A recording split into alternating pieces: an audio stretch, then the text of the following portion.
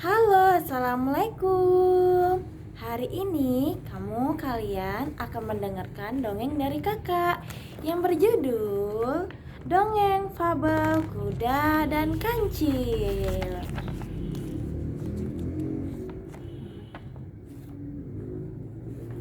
Ayo kita mulai ya.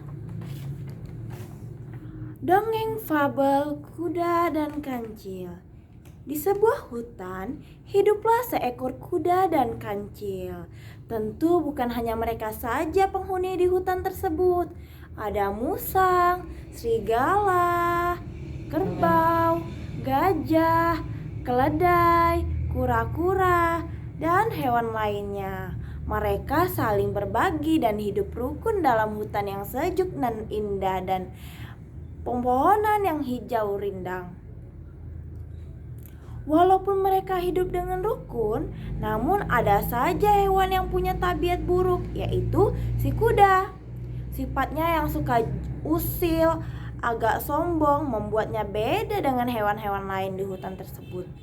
Menurut rencana ketua hewan di hutan tersebut, beberapa hari akan diadakan perlombaan nari tingkat hewan pemakan rumput untuk memperebutkan sebuah hadiah berupa sepetak padang rumput yang hijau dan muda-muda daunnya. Siapapun yang menang, hewan lain tidak boleh makan rumput di padang rumput tersebut tanpa seizin pemiliknya. Suatu hari, ketika si kancil sedang berjalan-jalan menyusuri jalan setapak di hutan itu, tiba-tiba ada si kuda yang berlari sangat kencang mendahuluinya.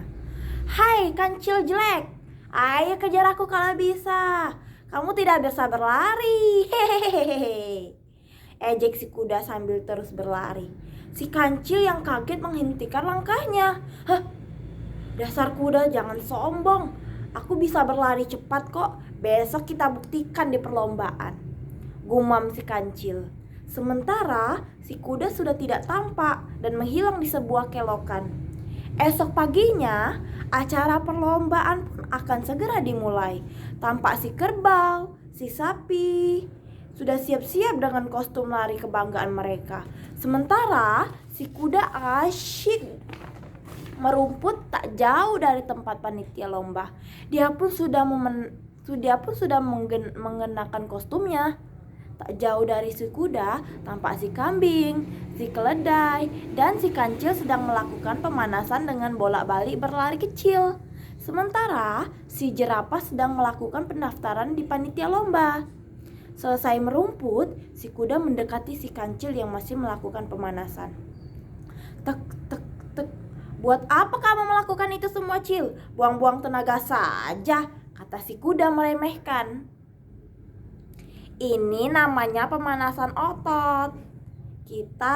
Biar otot kita tidak tegang tahu," kata si kancil. "Ah, bohong. Paling-paling kamu lagi bergaya biar dilihat sama yang lain. Aku tidak pernah pemanasan, tidak pernah ototnya tegang tuh," kata si kuda lagi. "Lihat tuh si kambing dan si keledai juga tahu pentingnya pemanasan. Mereka melakukannya," kata si kancil sambil menunjuk ke arah kambing dan keledai.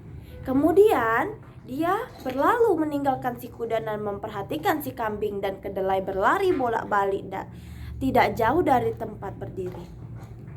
Tepat pada pukul 10 pagi, pertandingan pun segera akan dimulai. Prit! Terdengar suara peluit panjang dari panitia pertandingan menandakan agar para peserta lomba untuk segera berkumpul.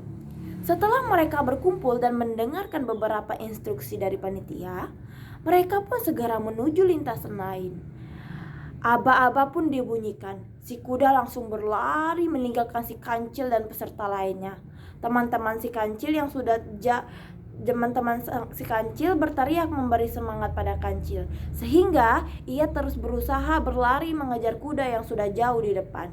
Di belakang si kancil tampak si kambing, si keledai, jerapah,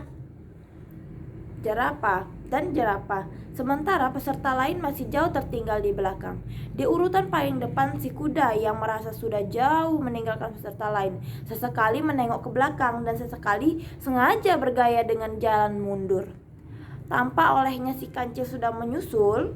Dengan cepat si kuda berlari dan menambah kecepatan. Namun tiba-tiba dia meringkik keras sambil terjatuh dan memegangi kakinya yang terasa kaku dan sakit. Rupanya si kuda kejang ototnya gara-gara malas melakukan pemanasan. Akhirnya si kancil bisa mendahului si kuda yang sedang meringis kesakitan di lintasan. Disusul kemudian oleh si kambing, si keledai, dan peserta lainnya. Akhirnya si kancil itu pun memenangkan lomba lari sebagai juara pertama dan disusul oleh kambing dan keledai. Sementara si kuda langsung dihampiri oleh para medis yang terdiri dari si gajah dan si badak. Si gajah yang sudah hafal benar dengan tabiat buruk si kuda yang suka mengejek binatang lain, sengaja menakut-nakuti si kuda. Wah, gawat nih. Otot kaki kamu kayaknya tidak bisa pulih. Lihat ini. Ini kaku sekali seperti batang kayu. Mendengar itu, si kuda sangat ketakutan dan cemas kalau dia tidak bisa berlari lagi. Jangan begitu dong, Pak Gajah. Tolong sembuhkan kakiku ini. Apapun permintaanmu akan saya penuhi, janji gajah. Tolong sembuhkan kakiku ini, kata si gajah. Benarkah? Kata si gajah. Benarkah kamu akan memenuhi permintaan saya kalau kakimu sembuh nanti? Tanya gajah.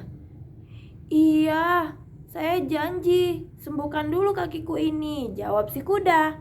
Mendengar jawaban si kuda, gajah lalu memoleskan ramuan ke kaki si kuda. Dengan diurut-urut sebentar, kaki kuda pun mulai bisa digerakkan dan berkurang rasa sakitnya. Sebenarnya, kalau kuda tidak berjanji apa-apa pun, si gajah akan menyembuhkan kakinya karena tugasnya sebagai medis pertandingan. Namun, sekalian menyelam minum air, ibaratkan pepatah, maka kesempatan itu tidak akan kesempatan itu gajah gunakan untuk menyadarkan si kuda agar tabiat buruknya hilang. Sekarang kaki kamu sudah baikan. Sekarang aku ingin meminta sesuatu dari kamu kuda, kata si gajah menagih janji. Katakanlah apa yang Pak Gajah inginkan dari saya. Pasti saya kabulkan, kata si kuda. Saya hanya meminta kamu untuk belajar merubah sifat kamu yang kurang baik. Jangan suka meremehkan binatang lain dan jangan sombong pada sesama hewan. Itu saja perintahku padamu. Kuda terdiam dan merenungi kata-kata si gajah. Rupanya selama ini aku telah banyak berbuat kesalahan, telah berlaku sombong dan jahat pada teman-teman saya. Dan hari ini masih ada orang yang peduli dan mengingatkanku atas kesalahanku selama ini yang aku lakukan, kata si kuda dalam hati. Akhirnya pun ia menyadari kesalahannya. Ia bersumpah tidak akan melakukan kesalahan yang sama. Kuda yang sombong itu pun segera meminta maaf pada si kancil dan semua teman-temannya yang pernah ia jahati. Kini si kuda sudah banyak teman, tidak seperti dulu yang selalu dijauhi oleh teman karena sifat buruknya. Akhirnya semua hewan di hutan itu hidup rukun dan damai. Dongeng kita hari ini sudah selesai. Pesan moral yang ada di dalam dongeng tersebut, janganlah. Pesan dongeng yang ada di dalam dongeng tersebut, pesan moralnya, hendaknya kita menjauhi sifat yang sombong dan paling merasa bisa. Dan jangan suka jahil terhadap teman-teman. Orang yang sombong, orang yang jahil, nakal akan dijauhi teman-teman dan tidak akan mempunyai teman. Perbuatan sombong adalah perbuatan yang tidak disukai oleh Tuhan. Baiklah, sudah selesai sampai di sini novel kita. Kakak ucapkan terima kasih sudah menonton. See you next time. Bye bye.